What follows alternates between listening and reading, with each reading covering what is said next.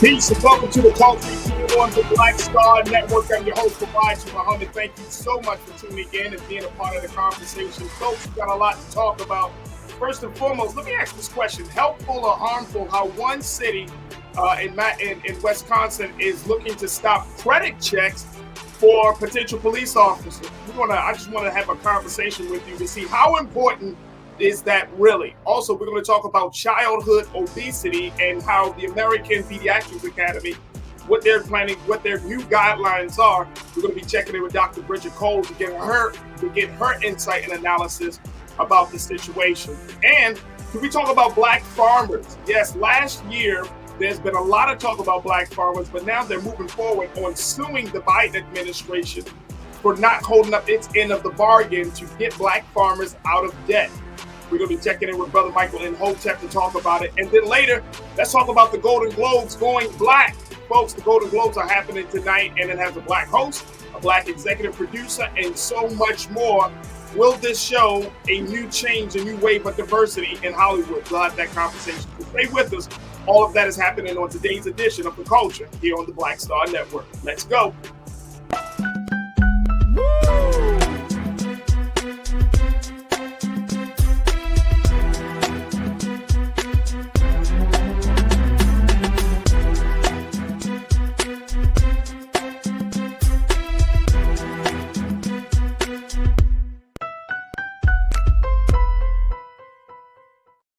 All right, folks, welcome to The Culture here on the Black Star Network. I'm your host, Farajii Muhammad. Thank you so much for joining us and being a part of the conversation. I wanted to have just a brief discussion. I'm sure we're going to hear more about this, but I wanted to have a conversation with you about what's going on in Madison, Wisconsin. Folks, this is interesting, and I think this is very, very big about possibly changing the dynamics of how police does its job, but more importantly, possibly changing the practices of recruitment. Now, we all know, as we have heard many stories about police changing their recruitment practices due to what we have seen with police brutality, police-involved shootings, and just the overall state of the relationship between the police and the community. Now, Madison, Wisconsin chief is looking to step it up and try to do something different, where he's not requiring new officers or new applicants to become officers to go through and credit check. Yeah, take a look at this. This is the story that was ran in the Griot. Take a look at this, folks. It was reported that the city of Madison, Wisconsin will no longer conduct credit checks on prospective police officers, a decision that follows a conference hosted by the 3030 Initiative, a nationwide program that aims to boost the proportion of women in law enforcement to 30% by 2030. Now, Madison Police Captain Tim Patton stated in a memo to the Madison Police and Fire Commission dated December 7th that the credit checks, which cost the city about $700 in 2022, could unintentionally create a roadblock for applicants, particularly women and people of color. This is what was reported by the Wisconsin State Journal. Now, the police chief said, per our research, multicultural populations have disproportionately lower credit scores due to discriminatory practices that are rooted in systems of institutionalized racism. This is what he told the Journal. Wow. So I want to get your take on this, folks. How important is it that we know what a prospective officer's credit looks like? Now, this is the thing that really stuck out for me as it relates to this. And I want you to join me in the conversation very quickly. You can join us in the chat right now as we're streaming live on YouTube and on Facebook and on Black Star Network. But the thing that stuck out for me is that I'm assuming that part of the reason that you do credit check is because if there is a situation where an officer is confronted with making a decision, a moral decision, an economic decision, where they might come across a bag of money or something along that line, that they would not fall victim to, having that issue of possibly stealing, or possibly using their badge to get some type of economic come up, some type of gain. And so this is interesting, but it's also interesting what the Madison police chief is saying that, look, Black folks, brown folks, we have always been disproportionately subjected to some of the crazy practices of the credit system, the banking system, just the overall financial sector of this country. And look, I'm gonna just say it like this, folks, and y'all can tell me if I'm wrong or not. So join me in the chat. That we put so much emphasis on credit as it respects to whether a person is a quote unquote a good person. Whether they, if you know, sometimes we if we say, okay, they have good credit, therefore they are morally good, or they make better decisions.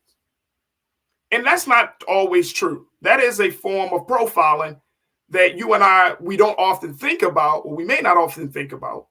But at the end of the day, do we put ourselves in a trick bag where we're telling people, hey, your credit means everything, even though we know that the credit system can be biased, even though we know that the credit system may not take into account where you know life's ups and downs, you know, that we look at a number to gauge whether a person is able to do their job.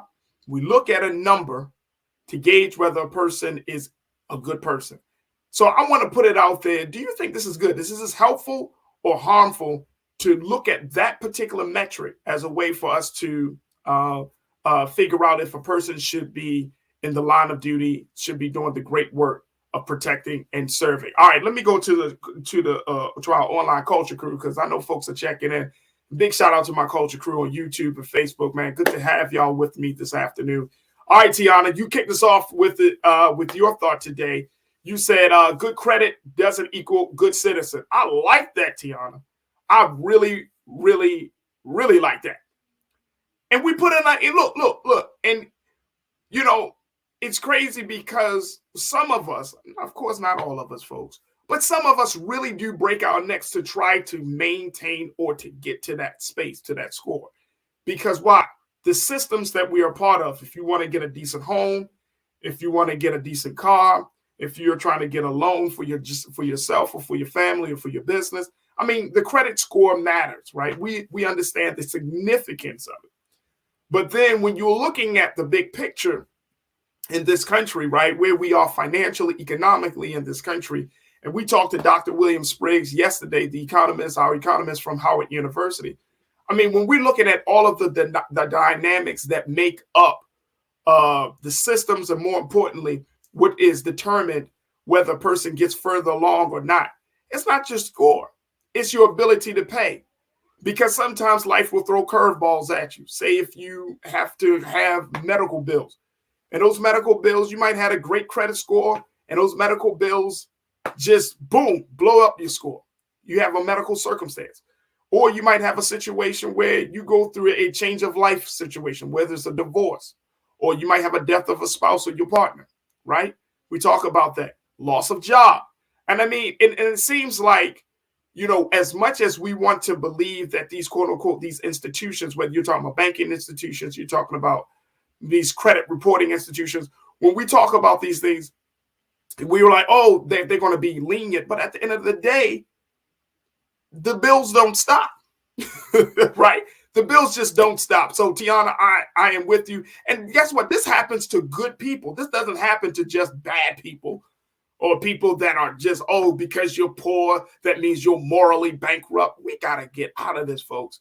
And that is a huge part of our culture and our understanding and our view and our perception of people that I think has put us in a place where we just write good people off for the wrong reasons. All right, let me go back to what y'all got to say. Ming Lee, Natasha Search, you said, I'm sure Jeffrey Dahmer had good credit. Ooh, Jeffrey Dahmer.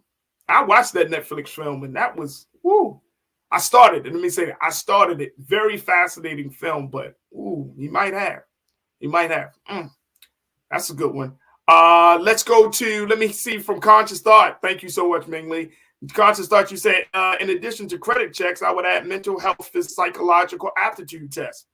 When individuals are being sworn into positions of public trust and given a license to kill, not much off limits. So you agree, Conscious Thought. Let me make sure I understand.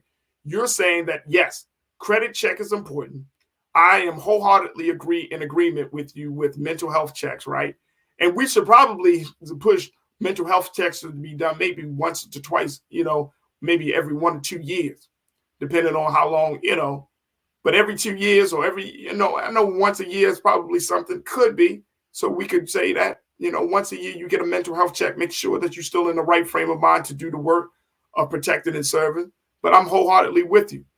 But credit checks, here's the thing. Here's the thing about that for me, Conscious Thought, and you tell me what you think, bro. If we did a credit check, some people get those type of jobs, right? Because police officers, across the country, departments are offering so many incentives to be police officers because there aren't a lot of people in the ranks. The ranks of police officers are actually dwindling, especially in some of these bigger cities. And so departments are kind of compelled to offer incentives, signing bonuses, family bonuses, right? They give you a high salary. You can make $50,000, $60,000, $70,000 in just starting off as a police officer, depending on where you are. And so they need people. They need both men and women. And so even with the initiative, with the 30 by 30 initiative that Madison, Wisconsin is doing to try to bring more women into the department, again, it's really because the relationship between police and community has deteriorated over these years, of course, because of what we're seeing with this police brutality movement and just a larger movement against law enforcement. So, yeah, I agree with you. But the credit checks might not be the thing. People may be trying to get those jobs to improve their credit. And is that wrong? Is that wrong? Let's go back to what you got to say. Conscious Thought, my guy. Thank you so much. Janae, you checked in and say, agree. Ask Sam Bankman-Fried. Yeah, Sam Fried, who did the cryptocurrency. He's a part of that. Yep. Credit checks. Absolutely. Let me go to Lynette Pinky. You said some jobs you have to have good credit to get that job. A lot of people credit is messed up because of student loans and hospital bills. Isn't that something else? Lynette, ain't that something? You go to school, you get these debts, right? Your credit gets messed up, right? Because you're going to school. Now, you could go to school to be business. You can go to school to be a lawyer. You can go to school to be whoever. You get the loans. The loans are crazy. You're trying to get out into the work world. But more importantly, you're trying to contribute to society. And then once you get the loans, then you get hit with the penalty of the loan of debt, the penalty of debt. And then they penalize you for going to school to get the loan. They penalize you for having the debt because you didn't pay off the debt in an accurate amount of time. So it's just crazy. And this is why I'm saying the credit system should be reevaluated in this country, because it just doesn't seem fair that if I go to school to become a doctor, a lawyer, whoever I want to be, right, and I incur all of this debt, but my ultimate goal is to be of service to society, then that debt should be relieved. That debt should not be there to hold me back from doing what I said what I was going to do. So people don't do the great big work of being doctors and lawyers. People don't go to school to be teachers anymore because there's so much debt that's incurred from the training, from the schooling, that people don't want to carry. So we just like, I don't want to incur that much debt. I don't spend that much time. I'm spending a lot of time as it is in school, but now I got to come out with all this debt. And then when I come out with this debt, I get penalized for wanting to be better. Doesn't make sense. Doesn't make sense. And Lynette, thank you so much. So it's a something to see. And I think this is an interesting conversation that we need to keep looking at. But I wanted to open up the conversation with you. Look, we got to take our first pause. When we come back, let's talk a little bit more. I'd love to get more of your thoughts on this situation around credit and being what it takes to protect and serve in this country. Stay with us. It's The Culture here on the Black Star Network.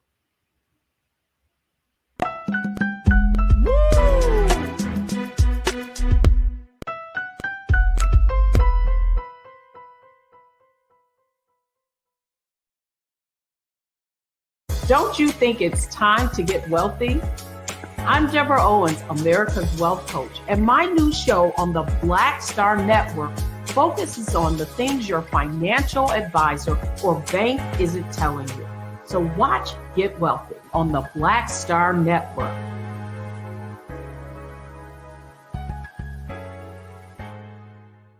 When you talk about blackness and what happens in black culture, We're about covering these things that matter to us, speaking to our issues and concerns. This is a genuine people-powered movement. There's a lot of stuff that we're not getting. You get it, and you spread the word. We wish to plead our own cause. Too long have others spoken for us. We cannot tell our own story if we can't pay for it. This is about covering us. Invest in black-owned media. Your dollars matter. We don't have to keep asking them to cover our stuff. So please support us in what we do, folks. We want to hit 2,000 people, $50 this month, raise $100,000. We're behind 100,000, so we want to hit that. Y'all money makes this possible. Check some money orders. Go to P.O. Box 57196, Washington, D.C. 20037-0196. The Cash App is $RM Unfiltered. PayPal is R Martin Unfiltered. Venmo is RM Unfiltered. Zelle is RolandSMartin.com. Hatred on the streets, a horrific scene, a white nationalist rally that descended into deadly violence. White people are losing their damn minds. An angry pro-Trump mob storms the U.S. Capitol. We're about to see the rise of what I call white minority resistance. We have seen white folks in this country who simply cannot tolerate black folks voting. I think what we're seeing is the inevitable result of violent denial. This is part of American history. Every time that people of color have made progress, whether real or symbolic, there has been what Carol Anderson at Emory University calls white rage as a backlash. This is the rise of the Proud Boys and the Boogaloo Boys. America, there's going to be more of this. There's all the Proud Boys, guys. This country is getting increasingly racist in its behaviors and its attitudes because of the fear of white people. The fear that they're taking our jobs, they're taking our resources, they're taking our women. This is white fear.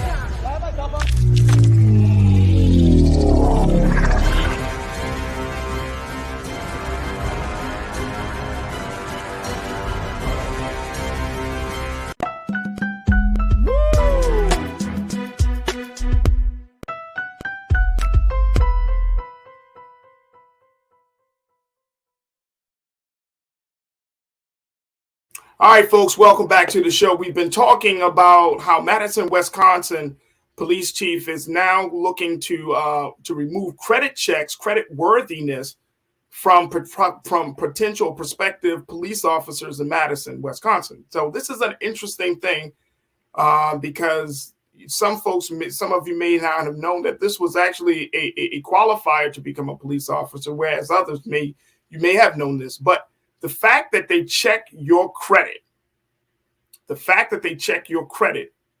is always a point of contention. And in Madison, Wisconsin, the police chief, Tim Patton, has made the point that, look, black and brown folks have disproportionately have been on the lower end when it comes to the credit rating system. And it serves as a roadblock. It is a problem to getting new officers in the ranks and files. So I'm asking the question, is helpful or harmful? What do you think? I want to go back to what you got to say. Make sure you join us on the conversation. Post your comments in the chat, and let's continue to discuss. Janelle, you say, look, I never understood why credit worthiness was considered when it comes to job applications. An error or an arbitrary entry shouldn't have that much control over your life. Facts. Janelle, it shouldn't. It really shouldn't. Like, again, I think we attribute morality, good quote of being a good person with your ability to pay off debt. Now, again, we already know life can throw some curveballs at you, folks. So why do we put so much emphasis on your debt? Now, I get it. Like, for some folks, for some things, like if you got to buy a house or a car, I get it. But for a job application, so you're already profiling individuals that say, oh, okay, you have bad credit, therefore you are more inclined to commit crime because you got bad credit. And that's not true. That's not true at all. That is discriminatory. So Jay, now I'm with you right there, sis, wholeheartedly. Why do we look at this arbitrary number when we know that when things do happen in our lives, it's crazy. This is the crazy part about credit. Y'all know this. Some of you may know this. it takes a short amount of time. It takes a long time to build up, short amount of time to break it down. You notice that, right? Like you make all your payments on time. You make sure that everything stays on track. You get a high credit score. Let one thing in life that was unexpected, unplanned for happen to you. And boom, your credit goes down. You're like, okay, I took a little hit there. But then you can't get out the hole for a long period of time. So it's that type of imbalance that I think causes people to really question whether this is a good metric to look at for anything that we want to do in life, whether we want to buy something or just to get a job. All right, let me go to Conscious Thought. You said, look, I remember over 20 years ago, police municipalities across the county were so desperate to fill their ranks that they allowed people with criminal records entry into law enforcement. Dang, that's a new one. I haven't heard that one, Conscious Thought. That's a brand new one, bro. So that is interesting to say the least. That's very, very, very interesting. Thank you so much for posting that. McCole, you checked in. McCole Spicer, you said, look, I've had credit checks for various jobs that I've applied for. There is a reason that employers check your credit. What were some of the main reasons, McCole? I would love to hear it. What were some of the main reasons why employers checked your credit? What were some of the thoughts? Just post that, and I would love to kind of get that back on air because I'm interested. What do employers say to folks who say, okay, we're going to do this credit thing? What are some of the main reasons for that? Emily Nett, you came back and said student loans and interest rates was a mess. College used to be free before the end of Jim Crow segregation. When more blacks started going to college, started going to college, that's when it wasn't free anymore. Right? We don't have to jump into that conversation because we already know the situation. We already know the situation on that. So when we're looking at this situation, I think this speaks volumes about where we are. And honestly, I really, truly believe, folks, that we're at a point in this country because so many people in this country are experiencing some level of economic hardship. Remember, there was that old adage that said that, that you're like one paycheck away from being on the street, or two paychecks away from being on the street. I think we can change that now that in this day and time with inflation and everything else that's happening, we're probably like one paycheck away from being on the street. Probably like one paycheck from being on the street, folks. And that's not a good place to be. When you have a majority of people in this country, and you remember we heard Dr. Spriggs yesterday, and he made this point, and it stuck out for me, really resonated with me. He said that, you kind of get penalized, like, we're talking about the higher interest rates that the Federal Reserve has, determined. And he's like, you get penalized in a way because you're bringing in too much money, so they're trying to keep it under control. But that's only for the few of us who make a certain amount of money over what they would expect you to make. That's only for the few of us. And so it's important that we like kind of push back on this. I'm looking at this report, and when the chief of police in Madison, Wisconsin, Chief Tim Patton, he claimed that the reports tended to indicate that potential officers' history of unpaid child support that guided the course of their background inquiries in the limited cases where they deserved attention. The chief said that in his analysis, given the lack of actionable information, the cost of running the reports and the potential possibility that we may miss the opportunity to meet a great candidate, we chose to request a change to the PFC's process. Child support. Child support. If a person, most likely the man, if the man can't pay for this child, well, what's the reason for that? Right? What's the reason? Is he just not wanting to pay, or he just doesn't have the financial resources to pay? And he says, you know what? I'm going to turn my life over. I'm going to get myself straight. I'm going to become a police officer in spite of all the stuff in my, like, look, if you have a black man who makes the intentional, conscious decision to become a police officer in this day and time without any serious criminal history, maybe he had a run-in with the police when he was 14 or something.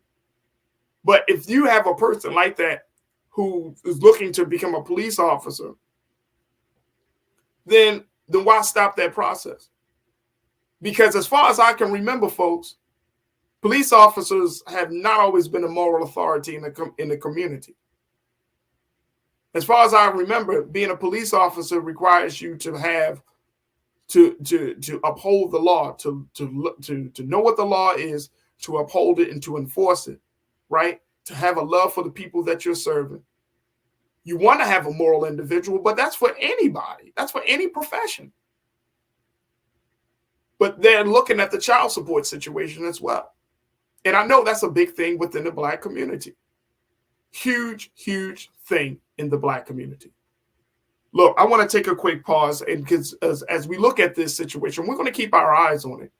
But as we look at this, I want us to have more and more conversations about this, because if we're talking about changing, there's the larger movement around police reform. If we're talking about changing how we police in our community, if we're talking about changing the relationship between the police and community, then there has to be some internal things that need to be done to restructure. That has to be restructured. So that way better people who actually have love for the city that they're in, or the communities that they're in, people who are from the communities that they're in, there has to be a change in there. And this right here could be the beginning of a larger revolution in police practices and police recruitment. So we will certainly keep our eyes on it. Folks, we're going to take another quick pause. When we come forward, let's switch gears. Let's talk about childhood obesity. We're going to check in with our sister, Dr. Bridget Cole. Stay with us. The conversation is up next here on The Culture on the Black Star Network.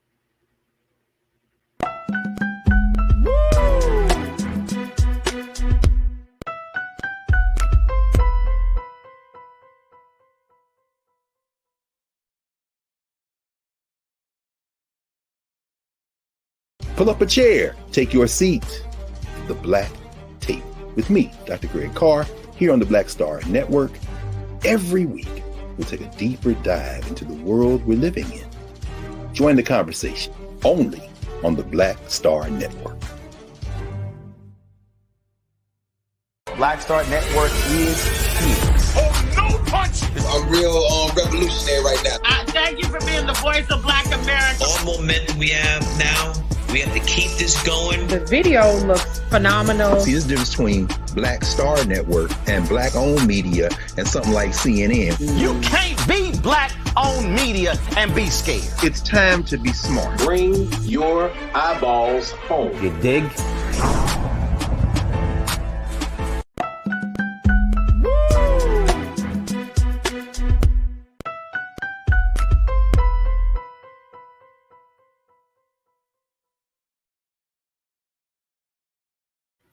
All right, folks, welcome to The Culture here on the Black Star Network. I wanted to switch gears now to talk about something that is an epidemic across this country, which is the issue of childhood obesity. Now, if you're not familiar with this issue, the fact is that children are in this country especially, are more exposed to eating, to bad eating habits, to eating foods that are not healthy for them. And at the current rate, we're not looking at having a healthy future. So there has been a number of discussions about childhood obesity, how to handle this serious issue in the community, especially within Black and Brown communities. And so we wanted to have a conversation here because there has been a new change of guidelines on how to deal with this issue. According to the American Academy of Pediatrics, their new guidelines is showing this, and I want to show this. Take a look at this, folks. This is some of the latest word that we got from the American Academy of Pediatrics. It says that children with obesity should be offered more intensive treatment options earlier, including therapy and medication, says the leading U.S. pediatricians group. Now, the American Academy of Pediatrics' new guidance on childhood obesity, the first in 15 years moves away from, quote, watchful waiting or delaying treatment to see if children outgrow obesity. The group is now advising pediatricians to offer treatment options early and at the highest available intensity for one of the most common chronic diseases among children.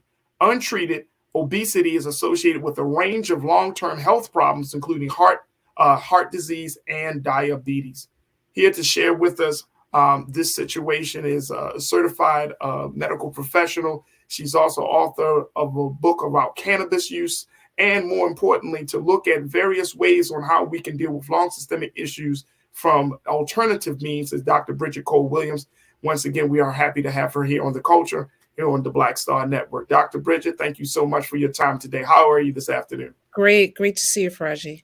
Dr. Bridget, let's talk a little bit about this. Actually, we're going to have two conversations with you. I want to talk about this childhood obesity thing, and then I want to talk about with the big hoo-ha in New York City with the opening of their new dispensary, now that they have allowed cannabis to be used recreationally based on that new law from last year, from 2021, excuse me. But let's talk about this childhood obesity situation. So this new guideline is trying to do what? Is it trying to intervene in the process earlier and to provide treatment? And then what does that mean, treatment? What does that mean in medical sense? Absolutely. So the American Academy of Pediatrics have basically launched the Code Red when it comes to childhood obesity, that we have approached this with this watchful waiting, try to do some lifestyle changes. But what they've seen is that children younger and younger are within the obesity range. And once you start to gain these fat cells and have a lifestyle that produces a certain level of weight and medical issues coming back from that is incredibly difficult to be able to lose that weight, lose those fat cells, and to get more back into the normal range. So they have launched Code Red on this. They've done extensive research, 100-page guideline that they've pulled together to look at all aspects of obesity with children, including neighborhoods, lifestyle, socioeconomics, and long-term outcomes for this. And they have said that we can no longer sit back and not be aggressive, and decided that we can now offer medications as well as even surgery to even some of our youngest of children. Wow. So medication and surgery, can't sit back. You can't be passive aggressive with it. Mm-hmm. Where does proper diets fit into this whole thing? Where does, making sure that parents are equipped with the tools, whether it's resources, knowledge about, healthy food, healthy eating. Where does all of that sit in this whole conversation now? Absolutely. So it's first and foremost, we're not sitting back and saying, let our children gain this weight and we'll just give them meds and surgery. And that is not their approach by any means. But they are saying that this is about motivational interviewing, meaning how do we eat? How can we make lifestyle changes? How can we make this most effective so that we can avoid the surgery and the medications? And so it's not just looking at how we eat, but it's how well we're moving. It's about how interactive we are with our friends and family. They're looking at this from every aspect. And the fact of the matter is, I don't know anyone that wants their kids on medications, and definitely don't know anyone that wants their kids having surgery. But we have to have a huge cultural shift if we want to change the road that we're on. And I'm not just talking about the general population, of course. I am specifically concerned about Black Americans. I'm concerned about that 22% of children are within the obesity category. We have to do something about what we're doing with our community to make a shift and to make a change. So one of the big things, you brought up those numbers. The other number that I saw, Doc, is that this is a problem that affects children. 14.4 million young people in the U.S. Are in this position where their obesity can become a real health hazard. 14 million children. Mm-hmm. Yes, absolutely. So out of that 14, how many of them, and you can say you may not know this number, but how many of them are Black folks? So 22% are African American. Okay. And wow. So the problem, so that's almost close to 20, almost a quarter of children are dealing with obesity in our community. And we have to look at this differently. We have to make the word eating healthy to not be like a bad or an anomaly or something that we don't want to do. It has to be our standard. We have to spend our time at grocery stores going around the outside and less looking at the processed foods that are sometimes cheaper and more accessible on the inside of the grocery store. We need to start taking care of ourselves. The idea of drinking pop, soda on a regular daily basis, this was something that was invented. Number one, they thought it was going to be a medical cure of some sort, but it ended up being a treat that someone would go to occasionally. And it is now an all day, every day for many families in many homes. Yeah. We need to look at how we're treating our bodies, and healthy does not mean less. Healthy can mean more. We can have a snack, shouldn't have to be cookies and candies and chips. A snack can be fruit, and it should be a positive aspect of it. And yes, fruits and vegetables can be sometimes more expensive in the long run, but we need to learn what to do as they start to get older. You can take those vegetables and, the carrot trays and vegetable trays, and you can cook them, right? So you can, after they're sitting there for a couple of days, make it a part of your meals. You can take fruit. And I guarantee you the apple pie that you're making at home is much better for you than the apples from the store-bought ones that are on the shelves. We can make this work for us in a economical way, and we need to take control of our own community. All right. So how does that work, Doc? And you already know this, but I want to, kind of pick your brain and get your expertise. Some of our people live in food deserts. Some of our people live in spaces where they don't have access to, farmers markets. They don't have access to a decent grocery store, right?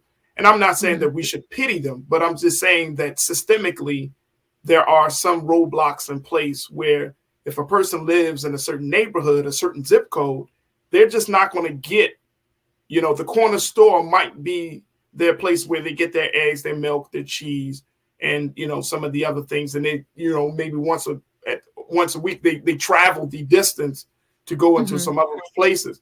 So how do we reconcile that? Because I think everybody wants to live healthy. I think everybody wants to have a long life. But sometimes literally being in the place that you call home doesn't necessitate for that to happen. Absolutely. We have to make more demands of our communities, of our politicians. We have to say that this is no longer acceptable as a way for us to live. We can demand better things from the stores that are in our neighborhoods. They provide what is there because we buy it and because it's cheap. We need to demand more. We need to do self-gardening in our own backyards, in our own homes, on our windowsills. We can feed ourselves. We can start to take control of this and be able to look at how we treat our bodies in a way that's positive. And it doesn't mean that some of the more extravagant things that we eat, the things that have more of the sugars and fats are not something that we abandon completely, but we look at things differently. Even something as simple as standardizing that if you go into a restaurant and they have these huge platters of food, they should be asking you right when you're sitting down, would you like your entire meal or do you want half to go? There's no reason why we're eating enough for the whole day in one meal. And this is a standard in America. Okay. There's no reason to shift how we approach our families and how we choose to eat in our culture. Folks, we got to take a quick break. Doc, we're going to take a quick pause. When we come forward, we're going to continue the conversation around childhood obesity and the new guidelines that is coming from the American Academy of Pediatrics, and of course, get some thoughts from our online culture crews. Folks, stay with us. We got a lot to talk about here on The Culture, right here on the Black Star Network.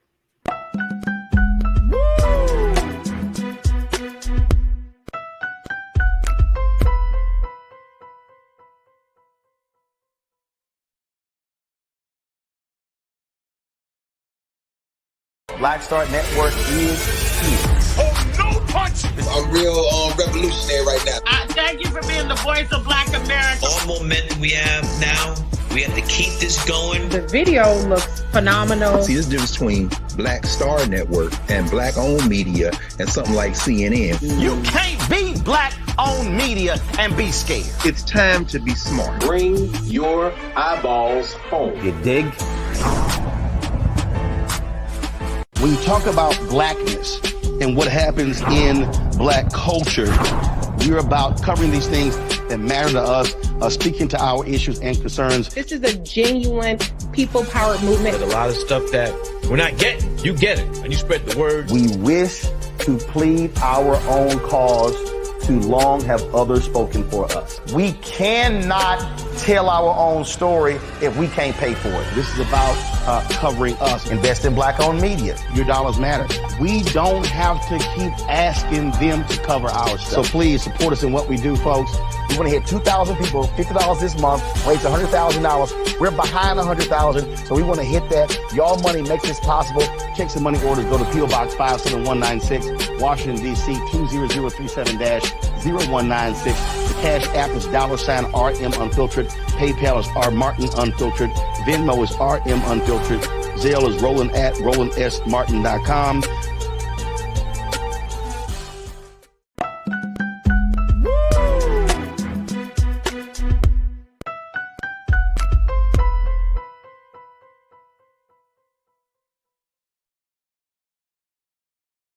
Folks, welcome back to the show. We've been talking about new childhood obesity rules and guidelines that have come down from the American Academy of Pediatrics, where they have disclosed that now they don't want to no longer do a watchful waiting when it comes to childhood obesity, that they want to pediatricians to intervene with various treatment, intervene with medication, and intervene with some level of surgery to help curb the weight loss gain that young children that we're seeing in this country as young as 10, 11, and 12 years old are experiencing.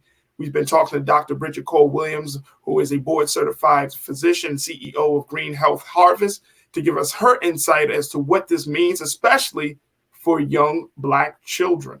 Dr. Bridget, again, it's always a pleasure to have you. Many people on our online culture crew, Dr. Bridget, they're pushing back on this whole idea of medications. And folks are like, look, diet is one thing. Mm-hmm. Take them little boys and girls outside. No medication. Can we toe the line on that? Is there a compromise on the medication, or is that medication only for extreme cases? It's for extreme cases. Like I said, nobody wants to give their children medications, particularly for something that we should be able to control. With diet and exercise, we need it away from, the TV, the video games, the phone. A lot of cultures, you eat dinner, you go out for a walk. We need to normalize activity in our homes, so that we can, and even, there are concerns about, is it safe to go and walk and do what have you? But if we decide as a community that we're all outside walking, then we can protect one another in that process, right? But that has to be a household value too. It is. It has to be. You know what I'm saying? Right. Like as I'm having this conversation, I'm a parent. I got 2 children. I reflect over my parents. My parents didn't encourage me, Dr. Bridget. Like my father was like, go outside. You know what I mean? He didn't take those walks with me, right? Mm-hmm. But there, nowadays, if you're in a single parent home, or if you have multi-generations in a home, that may not be a household value. You know what I'm saying? And if people are working and the times that people are home, I mean, it's very, very easy. And I'm sure you know it, or in the patients have told, it's very easy to be like, just put something in the microwave. I'm tired. I don't want to cook tonight. Or we're not going to make this. You know what I mean? It's already a lot on parents as it is. So I'm thinking like, we got to encourage the parents in a very different way. Because as a parent, we can hear this information and be like, yep, this is good. This is good. But then to actually implement it, to make time, to make it happen, that's a whole different level of engagement and action. Yeah, no, and I agree. And I don't mean to minimize by any means how difficult this can be to make lifestyle changes, because I'm not even suggesting, like you said, just changes in the home. I'm suggesting a cultural change in American culture, period. That how we're approaching food is a very, the companies are making money off of us because it is making us ill, and we need to shift how we're approaching. When you go to the movies and if you order a small and you get a 20-ounce pop, there's a problem with our culture. Okay. Right. You ordered the small. Why did you get a 20-ounce pop? Because that is not really what's healthy. It's a way to suck you in, and it keeps you coming back. We need to shift our culture. We need to shift how we look at what healthy is in our homes. And we need to have conversations. We need to have physicians. We need to have caretakers that are willing to have the conversation about what does healthy look like for you, because it's still an individual approach no matter what. Right. Now, here's the other part about it. Is the American Academy of Pediatrics, are they going to put some pressure on these food companies, these major food companies, for creating over-processed food? You know, one of the big things that we don't allow in our household is high fructose corn syrup, right? Just a small thing. I read the labels. But there are a lot of companies who do that. When I was vegan and vegetarian, you know, the cost of foods were a lot. And then you found out that, you know, some of the foods literally just didn't taste that good because they didn't have certain ingredients in it. So I'm saying, like, who is putting the pressure on the food companies to say, hey, you guys are contributing to the problem. Like, this is not just a parent thing. This is not even just a child thing. You said it best. This is a culture thing. And the culture is dictated by these institutions, as we can call it. Big food is doing it. So is anybody putting pressure on them? I hope that's the next step, without a doubt, because when, you know, something that I often say, you know, I have teenage daughters. When it comes to clothing, I say, just because they make it doesn't mean you need to wear it. And when it comes say that for the people in the back, Doc. Just because they make it doesn't mean you need to wear it. And just because they make these foods does not mean that we need to eat it. We need to approach this differently. And the pressure does need to be put on that. There are so many times in American history where big money makes a decision that pads their pockets, but is absolutely destroys our culture and society. And I can bring up one incident after another. We have to make a shift. And if they're talking about giving our children medications and, God forbid, surgeries, and in the worst case scenarios, if that's going to save their lives, that's fantastic. But weight loss surgery in itself is no miracle by any means. If anything, it's a dangerous surgery. Even if you're talking about banding that's reversible, it's a very serious thing to consider. This should not be entered into lightly. So what are we going to do now that now it is code red? What are we going to do in our homes? What are we going to come together and do as a culture? Because we have to change this epidemic. Absolutely. Absolutely. Hey, Doc, I know this is a huge problem, so we want to continue to take a look at this. But I was like, well, I got Dr. Bridget Cole Williams on the show. I got to talk to her about cannabis.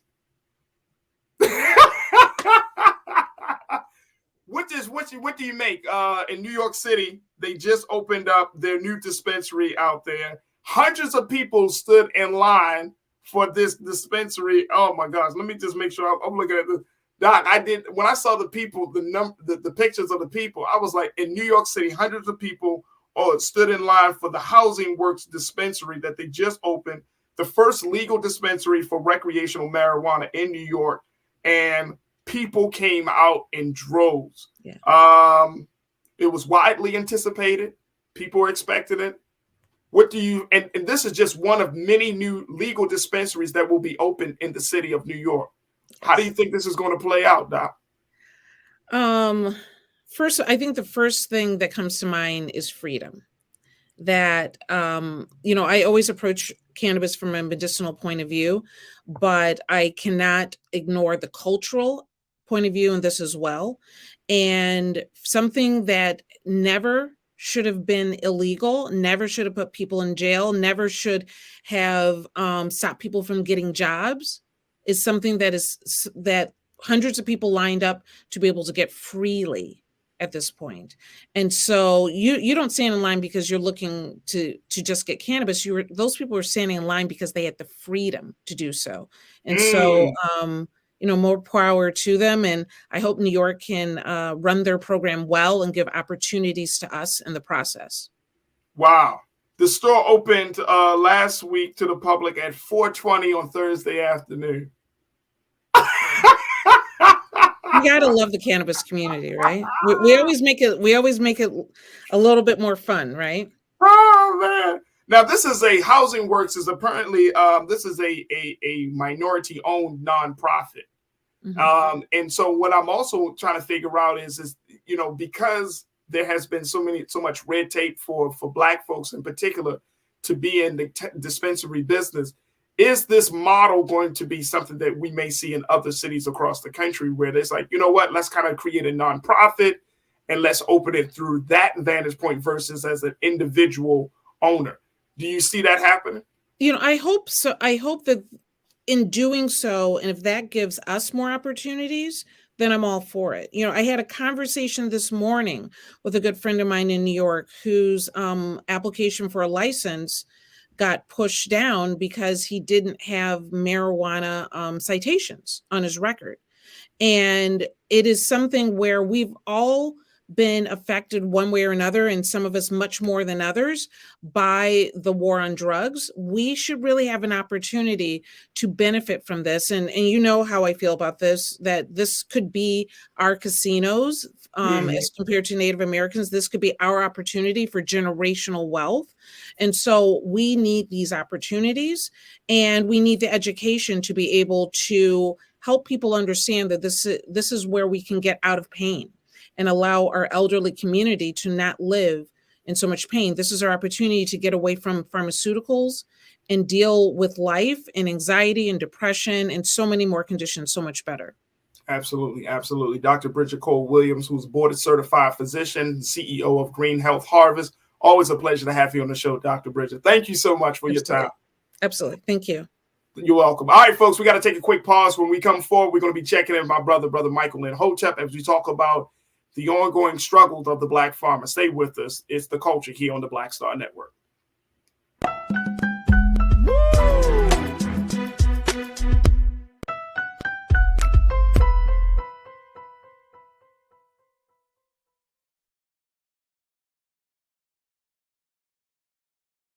Hi, I'm Dr. Jackie Hood Martin, and I have a question for you. Ever feel as if your life is teetering and the weight and pressure of the world is consistently on your shoulders? Well, let me tell you, living a balanced life isn't easy. Join me each Tuesday on Black Star Network for A Balanced Life with Dr. Jackie. We'll laugh together, cry together, pull ourselves together, and cheer each other on. So join me for new shows each Tuesday on Black Star Network, A Balanced Life with Dr. Jackie.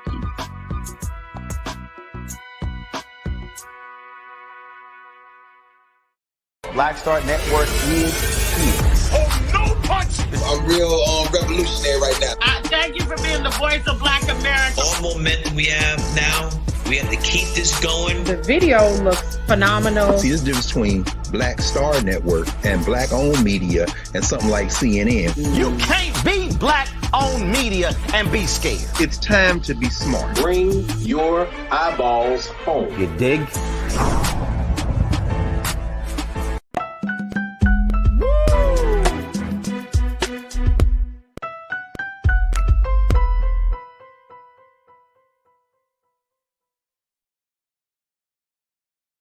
All right, folks, welcome back to The Culture here on the Black Star Network. I'm your host, Farajii Muhammad. If you haven't had a chance to check us out in the first hour, make sure you do. Make sure you go to blackstarnetwork.com to get all of the latest news and information about what's going on in Black America and beyond. And, of course, to get your replay of all of our dynamic shows, including The Culture, make sure you check us out at blackstarnetwork.com. Also, make sure you follow us on all social media platforms at Black Star Network, on IG and Twitter, as well as yours truly, Farajii, this guy. You can follow me on social media at The Real Farajii on IG, and I'm on Twitter at Farajii as well. All right, folks, I wanted to have a conversation to bring us up to speed with some of the latest around the struggles of Black farmers, as Black farmers has moved forward on filing a lawsuit against the Biden administration, essentially saying that the Biden administration have not held up their end of the bargain when it comes to getting farmers out of debt. This is an ongoing issue. And if you remember, we talked about earlier the last year where we talked about the great struggles of the Black farmer. And one of the big things that President Biden said is that he would invest or reallocate, $5 billion worth of funds to help with Black farms, to get Black farmers out of debt and to create more sustainability for their land and for their products and services. Well, Black farmers are still waiting on the check. And so I wanted to have a conversation about this. One is because we just don't seem to talk about farming enough. We don't seem to kind of really bring that into the space of social justice. Yes, we could talk about police brutality. We could talk about housing. We could talk about credit. We could talk about the medical apartheid that exists in this country. We could talk about all of those things. But what about the Black farmer? What about that man, that woman who has used their land, tilled the ground, right? Literally tilled the ground to bring something of life to us so we can stay healthy. And this is something that I think that we want to just keep our eyes on. So I got my brother Michael in Hotep, host of the African History Network podcast show that you can check out. Make sure you go to his website at africanhistorynetwork.com. And we're always happy to have my brother on. Brother Michael, thank you for being on us once again, brother. How are you this afternoon? There we go. We got brother Michael. Has he got his video in? All right, he's going to get checked in. All right, let me do this. Let me share with you some details about this lawsuit that Black farmers have filed against the Biden administration. Take a look at this, folks. This is coming from the Griot. It says that the federal government has illegally broken a promise to pay off the debts of a group of Black farmers, according to a class action lawsuit.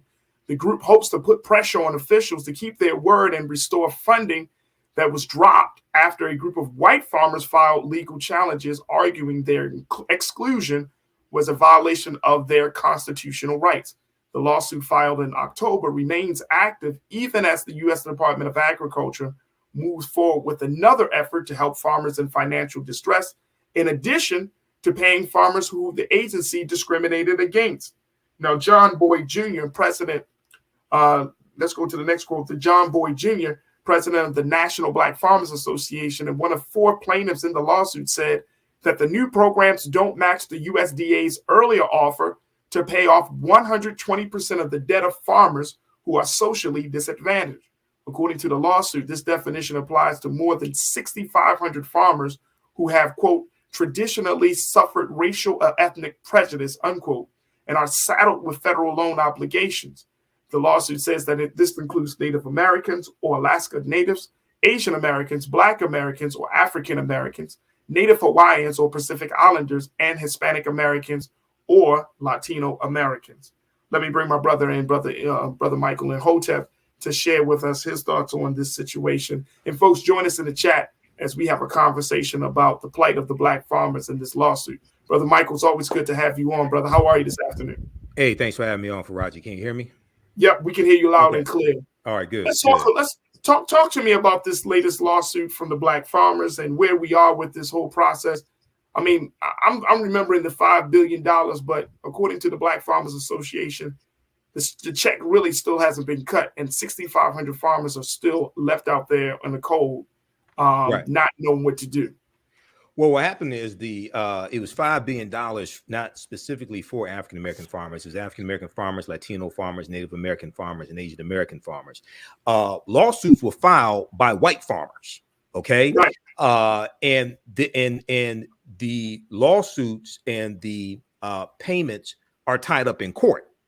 A number of white farmers in different states filed lawsuits. So this is going to have to play out in court. Now, when John Boyd in 2022 was on Roland Martin Unfiltered, I've gotten a chance to talk to him a few times on Roland Martin Unfiltered. He said that the Black farmers are going to fight this out in court, to get the $5 billion in debt forgiveness enforced. He said that lawsuit may go on for 2 years or so. Now, this lawsuit that they filed, it looks like it was filed probably about October 2022. I was looking at different articles dealing with this lawsuit. This piece right here that we're looking at is from thegriot.com, right, and picked up by the Griot picked it up from the Associated Press. But it looks like this article is originally from like around early December 2022. So it looks like this is a lawsuit filed by Benjamin Crump on behalf of the Black farmers, and they are complaining about the second type of debt forgiveness that the federal government is trying to do. And this deals with $3.1 billion. Congress provided $3.1 billion that would allow the USDA to be able to work with distressed borrowers to provide help with their farm debts in new and more effective ways to help borrowers as much as possible, stay on land, stay in agriculture, etc. So it looks like Congress is, and the Biden administration is trying to find another way to help the farmers that won't get blocked in court, that won't get overturned in court. Because you got to remember, see, one of the things that they did is they filed, the white farmers filed these lawsuits in courts that are overseen by Trump appointed judges, generally speaking, number one. Okay. Number two, if these lawsuits go to the U.S. Supreme Court, you're dealing with a 6-3 conservative majority in the U.S. Supreme Court. Three of those Supreme Court justices were appointed by Donald Trump. All right. Right. So you're dealing, I mean, hopefully they win in court. I don't know. I don't know. Hopefully they will. But because it is an irrefutable fact, African-American farmers have been discriminated by the U.S. Department of Agriculture for the last 100 years. But you can just go back to the year 2020, okay? Because in 2020, under the Trump administration, white farmers got almost $26 billion in COVID aid from the Trump administration, whereas African-American farmers got 0.1% of that. They got $26 million. This article I'm posting here in the chat, this is from the Washington Post. This is a interview with Tom Vilsack, who is Biden's new Secretary of Agriculture. He was the Secretary of Agriculture under the Obama administration. Now, John Boyd and other African-American farmers did not want Tom Vilsack to be Secretary of Agriculture because they had problems with him under the Obama administration. Biden was saying he needs somebody who understands the job, can hit the job, hit the ground running, doesn't have to be trained in the job. And Vilsack said he would do better with black farmers this time around. Apparently, he hasn't so far. We'll see what happens. Apparently, he hasn't so far. But Tom Vilsack, in this interview with the Washington Post, and this article was dated from March 25th, 2021, talked about how under the Trump administration, African-American farmers were discriminated against. So I would like to hear from Benjamin Crump on this. And I also want to hear from the Biden administration on this lawsuit, especially U.S. Agriculture Secretary Tom Vilsack as well on this lawsuit also. Here's the thing why I brought this up, and I'm glad that you brought some history and some context on this, Brother Michael. The reason I'm bringing this up is because, like I said in my opening statement around this issue, we're just not bringing this into, when we talk social justice, farming is not a part of the conversation, brother. Right. You know what I'm saying? I mean, just culturally, like we don't actually think about this. Right. And so, you know, even for me, it's like, Farajii, you know, you got black farmers out there that are struggling right now. Absolutely. So it's like, well, how do we make sure that we have this conversation in a very, very big way, significant way? Of course, we're watching the eyes on the lawsuit, right? And even say if they're blessed to win this lawsuit, that might get drowned in. That's not going to be on the front page of the paper, right? Of our local newspaper. Black farmers win lawsuit. You know what I mean? So I'm just trying to figure out on a cultural perspective. You know, we just talked to Dr. Bridget Cole Williams about, you know, eating healthy and childhood obesity. And we're talking about farming. And it's like, man, look, we got some real issues with food in this country. And I think that it's important that we really understand the significance of it. Also, especially given that food costs so much now in a lot of places around this country. Well, they're contributing factors. I was looking at information today dealing with the increase in the price of eggs. And a lot of that has to do with the bird flu, the avian flu, the bird flu that is killing off a lot of the hens that lay the eggs. Okay. So there's a number of different things here. This ties into history. Number one, we have to understand that African people are the original farmers. We created agriculture. Okay. But a lot of us have forgotten this history. And, you know, part of it has to do with the fact that farming during the Great Migration and afterwards, farming was somewhat probably looked down upon by some African Americans who were able to go into new industries, were able to go to college, able to get away from farming, things like this. And a lot of that had to do with sharecropping. A lot of that had to do with seeing their parents struggle, maybe when it came to farming and having land taken away, dealing with white supremacy, not dealing with farming from the perspective of you have a federal government that is supporting you and helping you with your farm like it did white farmers. Okay. So when we look at very quickly here, when we look at the Great Migration, starting in 1915, from 1915 to 1970, you had 6 million African Americans migrating from the South up north and out west, going to work in factories. During World War I, 1914 to 1918, you have corporations and factories up north marketing to African Americans in the South to come up north and work in these factories, come get a better way of life, come out of the cotton fields and things like this, because you had white men who were going to fight in World War I and they left jobs behind. So this created a labor vacuum. So it was a lot of African Americans who moved from the South up north to fill these jobs, get a better way of life, get a better wage. And then we're going to also see this continue after World War I. We see in World War II, and then after World War II, we're going to see this continue. So part of it has to do with not really fully understanding our history, that the foundation of a community is family, but also being able to provide food for yourself. Okay. And we have a deep, rich history in when it comes to agriculture. We have a deep, rich history there. And then also part of that history deals with the co-ops, the cooperative economics. Yep. One of the largest co-ops that we had was the Black Colored Farmers Union, founded about 1886 in Texas. And this co-op grows to about 1.2 million farmers, something like this. It's one of our largest co-ops. And what they're doing is they're sharing farm equipment, they're sharing agricultural practices, and it was a way for us to pool our resources together so that we could save our farms, grow food, provide food for our communities, etc. So now we're largely, when we look at African Americans, regardless of where you are in the country, we're largely dependent upon other people to provide food for us. What happens if they just say, no, we don't want to feed you? So another co-op that we had was the Colored Merchants Association, the Colored Merchants Association, which was founded about 1928. It came out of the National Negro Business League, which was founded by Booker T. Washington in 1900. The Colored Merchants Association was an association, it was a co-op of African-American grocery store owners, okay?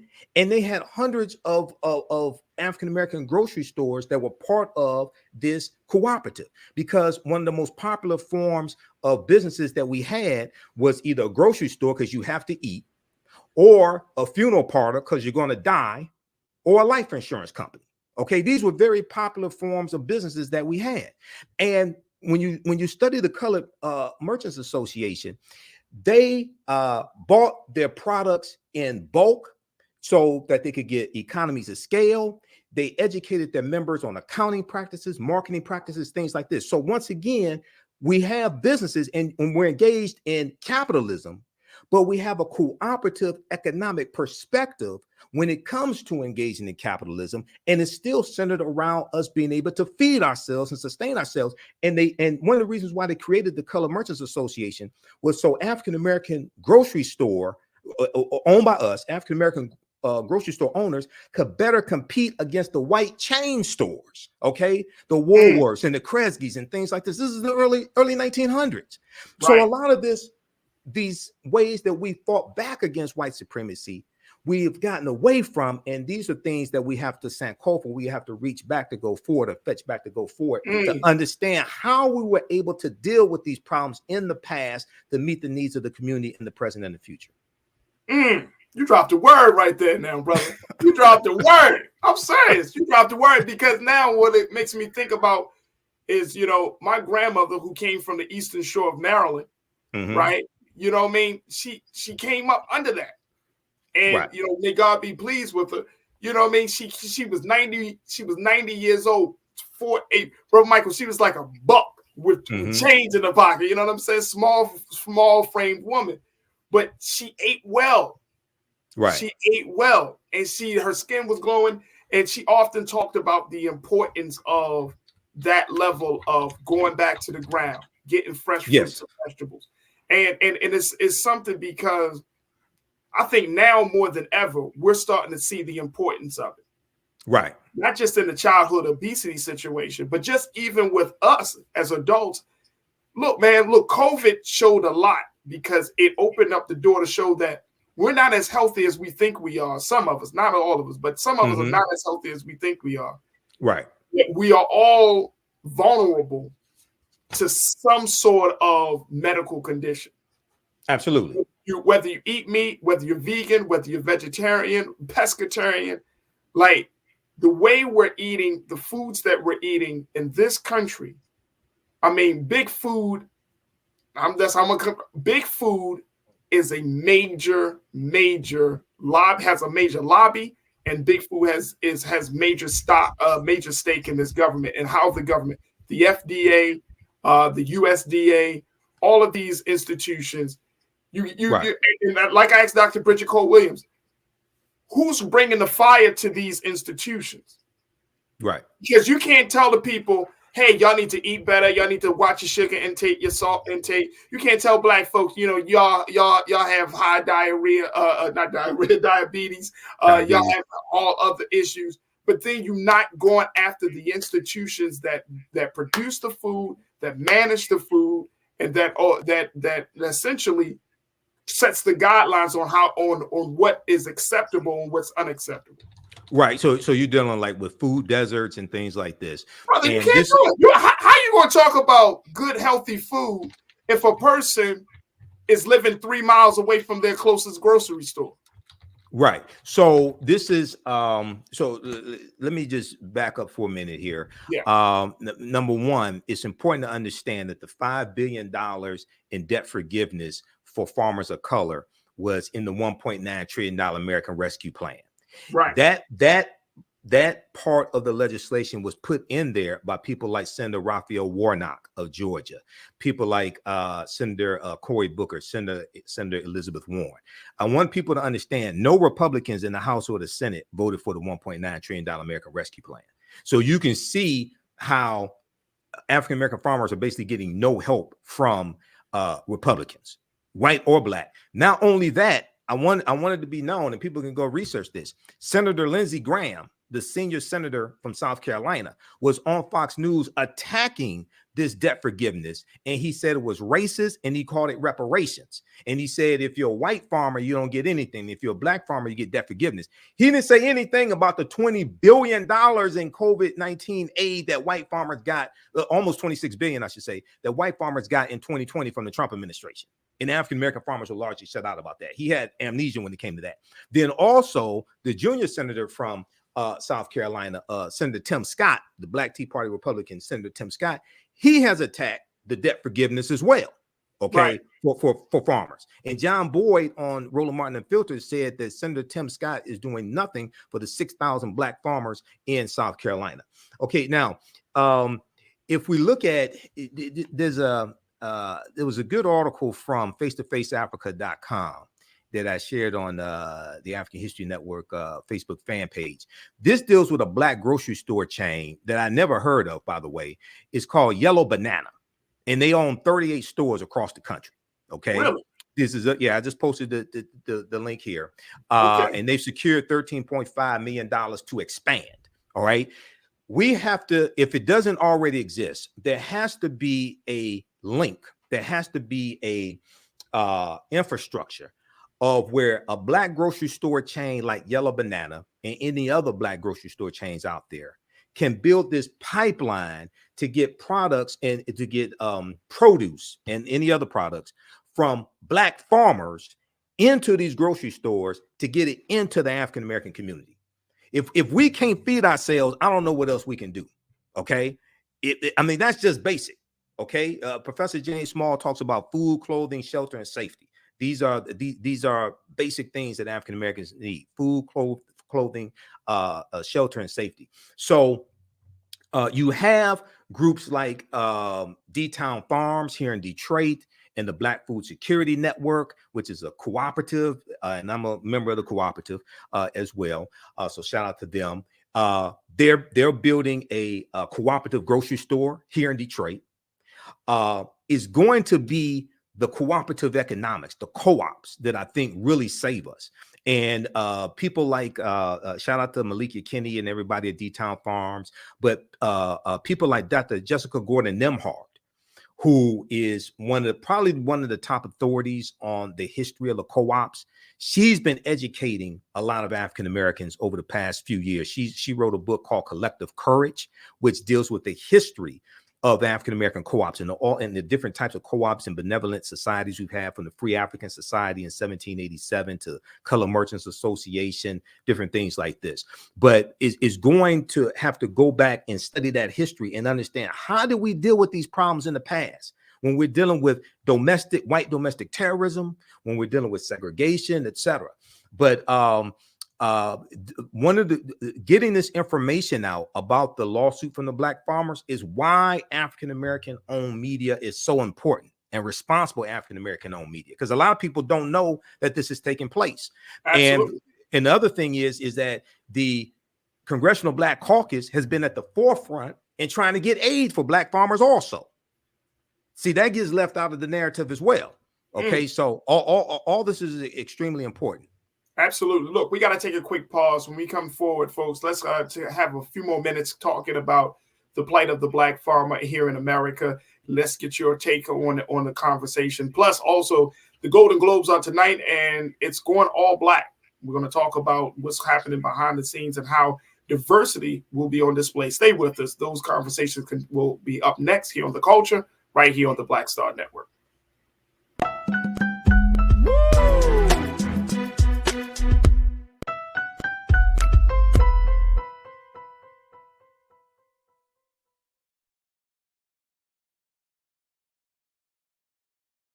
Hi, I'm Dr. Jackie Hood Martin, and I have a question for you. Ever feel as if your life is teetering and the weight and pressure of the world is consistently on your shoulders? Well, let me tell you, living a balanced life isn't easy. Join me each Tuesday on Black Star Network for A Balanced Life with Dr. Jackie. We'll laugh together, cry together, pull ourselves together, and cheer each other on. So join me for new shows each Tuesday on Black Star Network, A Balanced Life with Dr. Jackie.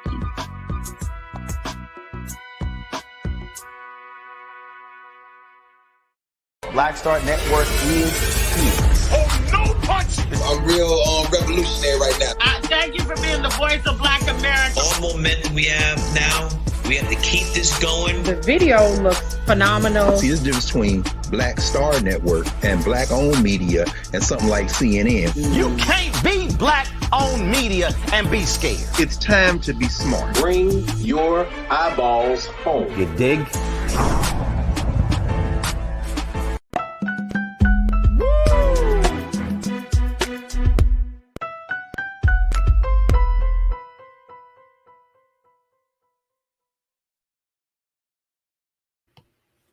All right, folks, welcome back. We wanted to continue to have this conversation about the struggle of the Black farmer, about how Black farmers are suing the Biden administration to get some aid for the work that they're doing, or the work that that continues to be neglected. And I just wanted to have a conversation about this whole situation. And so we've been checking in with Brother Michael Imhotep, who is the host of the African History Network podcast show. And also, you can check him out on the AfricanHistoryNetwork.com. I want to get some comments from our online culture crew here, Brother Michael, as we talk about farming. I think everybody is in agreement. Food is life. This is an important issue. Right. But going back to that general point that you just made, that one is that we are not having these conversations. If it wasn't for Black media, I don't know if these conversations would even really be discussed. Right. So that's why it's important for us to have this space. And then two, the reality is that Black farmers are struggling and can contribute a whole lot to the hunger issue here in America. Yes. And we don't, Black farmers just don't have to farm for Black people. They can farm for white people, Latino people. They can farm for everybody. Right. And if we look at the hunger issue in this country, brother, you know, I've done work with food pantries in Baltimore. And when I see the food pantries, when you see the quality of food coming into some of these pantries, and people are just giving their donations, but the cans look dented, the food looks old. It's the quality. I mean, the food pantries accept it, but it's not up to par. You know what I mean? Right. It's not up to code of what you would normally see in the grocery store, what you would want to buy. So when we look at the hunger issue, it's crazy that 6,500 black farmers are in a situation where they're waiting on aid and to try to get some level of debt relief from the situation. Let me go to Taylor. Taylor, hi. Taylor, you posted, said, hi, the African-American farmers wanted Marcia Fudge. She's over there making changes in HUD. I see why. Yeah, Marcia Fudge over there doing what she's doing. Yeah, that was who they wanted. Former member of the Congressional Black Caucus, but she was put in HUD, and Biden said that he needed somebody in the Department of Agriculture that knew that job already. Vilsack was the former Secretary of Agriculture under the Biden administration, as I said before. John Boyd and the black farmers had problems with Vilsack under the Obama administration, had problems with them then. And Vilsack said he would do better this time. At least on this, I don't know about on the other issues then with black farmers, but at least on this issue here, he has not so far, at least. So hopefully they're successful with their lawsuit. I really want to hear from Benjamin Crump, John Boyd, but also the response from the Biden administration. I haven't seen what the response from the Biden administration is regarding this lawsuit. Absolutely. Conscious Thought, my guy, you checked in and said, point to ponder. If we had black farmers growing food in the U.S., then we would not have to depend so much on countries outside of the U.S. for certain grains to supply the needs in U.S. So we know that America is a major wheat distributor. Russia is a major wheat distributor. You know, we've had conversations, Brother Michael, talking about the wheat crisis that hit the continent of Africa, and how the Russia-Ukrainian war has affected the food distribution and the food supply in Africa. So to Conscious Thought's point of having the black farmers as a way to bring that in, so we don't rely on that. What do you make of that? What do you take from that? Conscious Thought what you would need more black farmers growing wheat and things like this to be able to really supply the nation, if we just look at the U.S. in to the level that it needs to be. There's about 45,000 or so African-American farmers, and it's declining. All of them don't grow wheat. So you would have to have an increase in the farmers, and they would need some type of federal subsidies to help them be able to do that as well. Because, and then at the same time, here's the other thing that gets left out of the conversation. African-American farmers are competing against the corporate-owned farms also. And that's another thing. This is why the cooperatives, if you have these farmers who are belonging to cooperatives, this is why the cooperatives can help them more so, because even a lot of white farmers are getting squeezed out by the corporate-owned farms also. Okay, so that's another factor when we deal with this. But one of the ways to help support the African-American farmers is for them to be able to link up with a black chain like Yellow Banana. And Yellow Banana operates under the Save-A-Lot brand name when it comes to grocery stores. Oh, okay. But it's still African-American owned. See, that's another strategy there also. That's talked about in that article on face-to-faceafrica.com. So we have to look at these different strategies to really bring these things into fruition, and I'll wrap up with this. Dr. John Henry Clark, one of our great Grandmaster Scholar warriors, I agree with him on this. He said don't come to me talking that nationhood stuff, because a lot of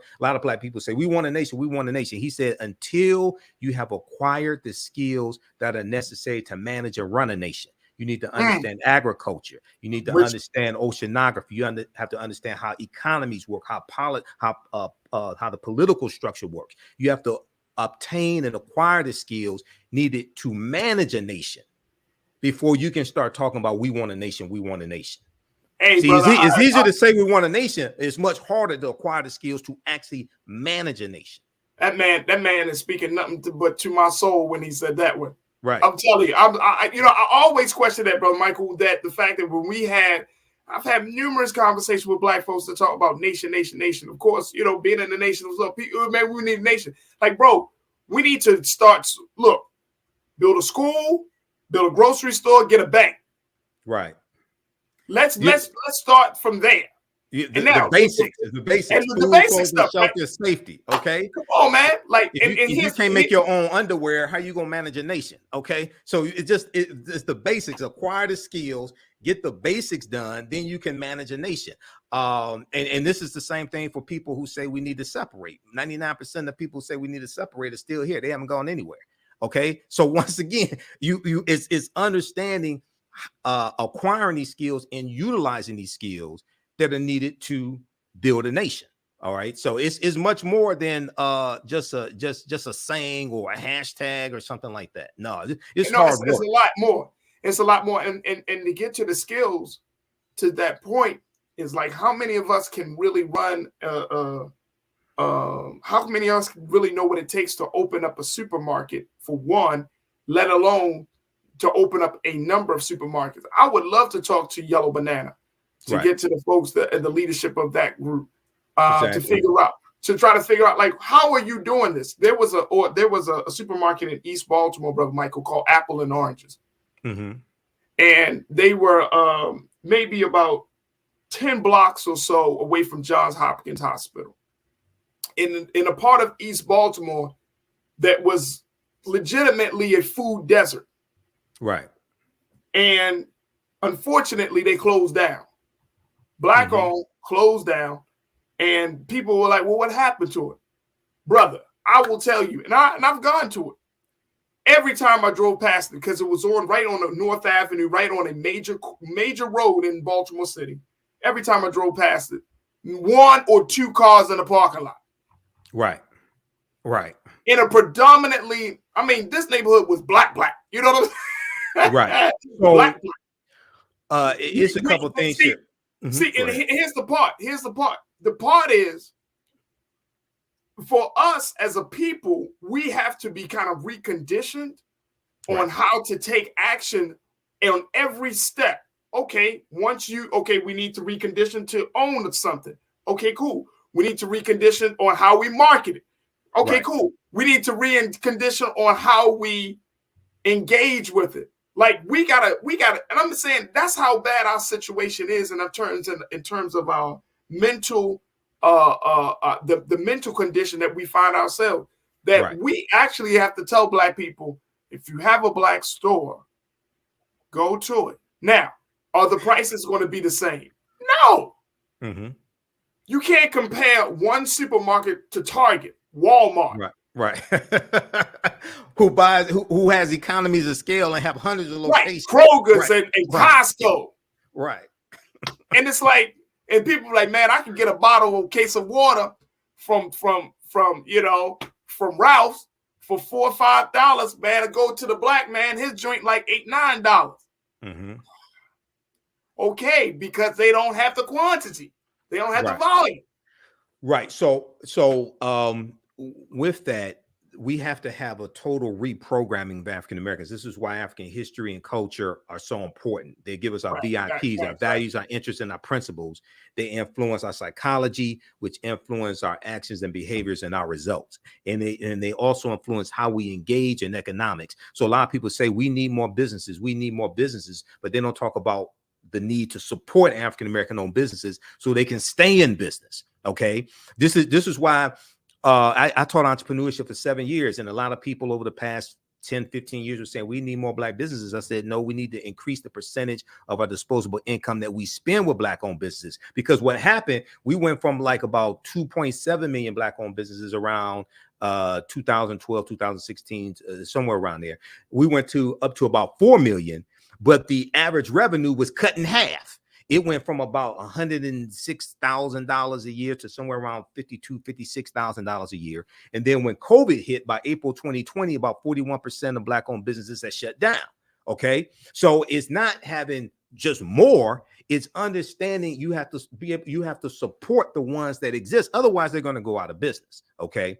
So I encourage people to read the article dealing with Yellow Banana, because it talks about how there was 3 entrepreneurs who started this business, and they have law degrees from like Harvard. Two have law degrees from Yale. One has an MBA from Harvard's business school. Okay, and they talk about how they started the business and the need and why they started the business to be able to provide food for the community. Are we still here? Yeah, we're still good. We're still good. I'm just marinating off of that. Right. I'm just marinating off of that, brother. Real talk. Like, exactly. We got to take a quick pause, but really quickly, I mean, we cannot allow this situation with our black farmers to go unnoticed. Right. And I think that it is super, super important. I'm so happy, Brother Michael, that you brought up Yellow Bananas into this conversation, because some of us, we like, well, we need proof. Okay, you got proof.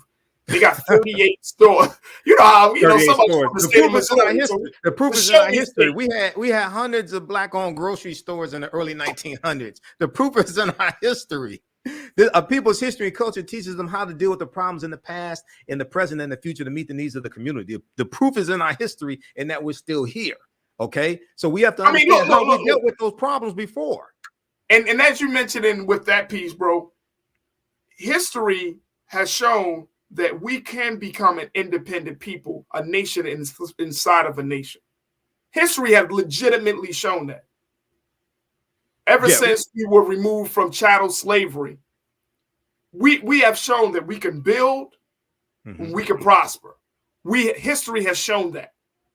Every great leader, whether you're talking about Marcus Garvey, I don't care what black leader, the most honorable Elijah Muhammad, every great black leader has given us something, a glimpse of what our heaven could look like right here on earth. History has shown it. Right. We just got to go back to, like you said in the earlier remark, do the same Kofa and go back and look at it, because we're trying to reinvent the wheel in 2023, man. And it's like, bro, we don't need to reinvent the wheel. Let's just look at what they did. Look at how they did it. Dealing with much more, right? They were dealing with some serious issues. It's in our head back then. It was physical. Now it's mental. We are in our own heads, bro. Right. We are in our own heads about our liberation, our existence. And at this point, we got to get out of our own heads. We got to take a quick pause. When we come forward, let's move forward. I want to have a conversation about the Golden Globes because they are going all black, Brother Michael. So I know you like talking about Hollywood. All right. We can have that discussion. We're going to have that discussion. Stay with us, folks. That conversation is up next here on The Culture, right here on the Black Star Network.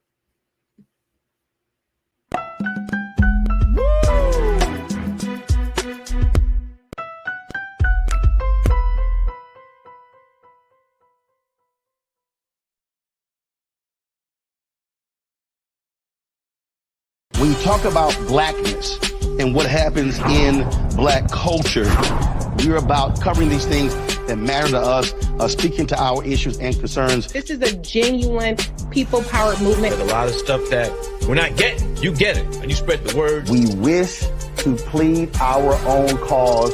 Too long have others spoken for us. We cannot tell our own story if we can't pay for it. This is about covering us. Invest in black-owned media. Your dollars matter. We don't have to keep asking them to cover our stuff. So please support us in what we do, folks.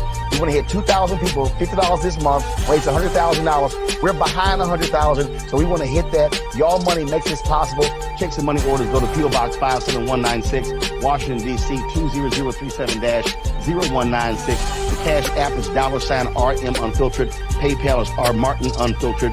Venmo is RM Unfiltered. Zelle is Roland at RolandSMartin.com. Black Star Network is here. Oh, no punch! I'm real revolutionary right now. Thank you for being the voice of Black America. All momentum we have now, we have to keep this going. The video looks phenomenal. See, there's a difference between Black Star Network and black-owned media and something like CNN. You can't be black-owned media and be scared. It's time to be smart. Bring your eyeballs home. You dig? Hatred on the streets, a horrific scene, a white nationalist rally that descended into deadly violence. White people are losing their damn minds.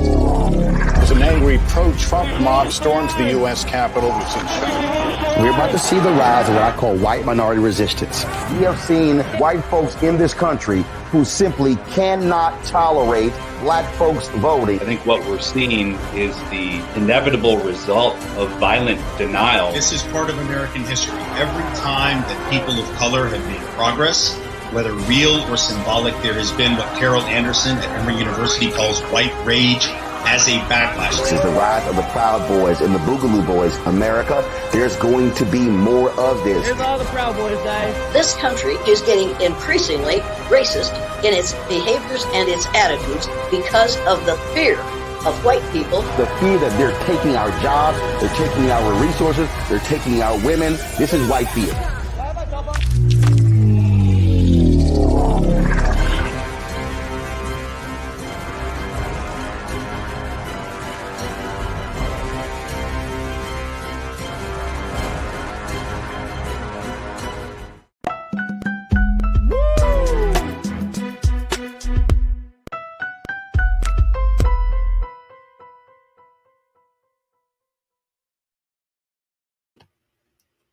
All right, folks, welcome back to the show. I want to bring my brother Michael and Hotep into the frame as we close out the show tonight. And Brother Michael, you know, the conversation about farming and food got me so hyped up. I had to reach out to my man. I'm going to try to get him on. He's a pastor out of Baltimore, the great Pastor Heber Brown III. Okay. And he runs the Black Church Food Network. And what they do is they are working to get the churches into food sustainability, black farming. And so, you know, by the grace of the God, we're able to bring him on to give us a little insight as to what the church can do for to help, because some of these churches, even the small churches, have a little plot of land. Exactly. And if the churches get back into and I'm not saying churches, I'm not throwing no shade on no church. I'm just saying in mass, if the church becomes a way for us to raise fresh fruits and vegetables, like in Baltimore, there were over 1,400 churches in the city of Baltimore. It might be a little bit less or more now, but can you imagine if you have that many churches with a small plot of land, and the churches are in spaces where the grocery stores aren't, so they can fill the gaps of fresh fruits and vegetables for those communities that may be suffering from some level of food of apartheid. How that can go so far and feeding the people and getting our people healthy again. So I hope and pray that I can get my brother on to talk about what the church can do across this country, because we need some help in that space, man. We really, really, really need some help. Exactly. But I wanted to take the last few minutes before we wrap up today's show to talk about the Golden Globes, because they are diversifying tonight. The Golden Globes will be airing, folks. And more importantly, this year, they have a black host, a black executive producer, and the content is going to be geared toward making sure that our black artists in Hollywood are given their due justice. Brother Michael, where do you take what's your stand on diversity in Hollywood and how these award shows are now leaning more towards getting? I can see your face already, brother. Yeah, I mean, there needs to be diversity in Hollywood. There needs to be good, positive representations of African Americans, African American families, intelligent African Americans. There needs to be diversity. But when it comes to these award shows and reading over this, now we don't know who's going to win the awards, but we've seen attempts like this before where they have more African Americans involved in hosting the show, giving away awards, but we don't win the award. Right. And it's critical. The two critical parts to this. One is, who are the people who are actually casting the votes for the winner? Because they have, even with the Oscars, even though there's more diversity in those who are casting the votes, they're still overwhelmingly white. And they end up voting for their friends who are white also. Okay. So winning the Golden Globes, winning the Oscars can really positively impact the trajectory of African-American careers, earning dollars, earning potential at the box office, etc. And then when the same thing with the Emmys when it comes to TV, things like this. So having more African Americans involved in the production, things like this, that can be good, but we have to win the awards as well. Yeah. Okay, no, because that really helps to impact the earning potential of our movies. Absolutely. The award ceremony will be co-executive produced by, or executive producer will be Jesse Collins. Mm-hmm. Jesse Collins, he produced the Emmy Award winning hip hop heavy 2022 Super Bowl halftime show with Dr. Dre and all of them. Right. He also is the man behind the BET Awards, BET Hip Hop Awards, Black Girls Rock, and the Soul Train Awards. So they brought him on. His co-producer is a sister named Dion Harmon, and the Golden Globes will include a diverse assortment of Black and LGBTQIA plus personalities on stage. And Gerard Carmichael will be the host. He's the other Black comedian. He's going to serve as the host. Mm-hmm. And you all remember he had a show on NBC called The Carmichael Show. That he quit, right? Yeah. So then he came out as gay. Right. So he's going to do that.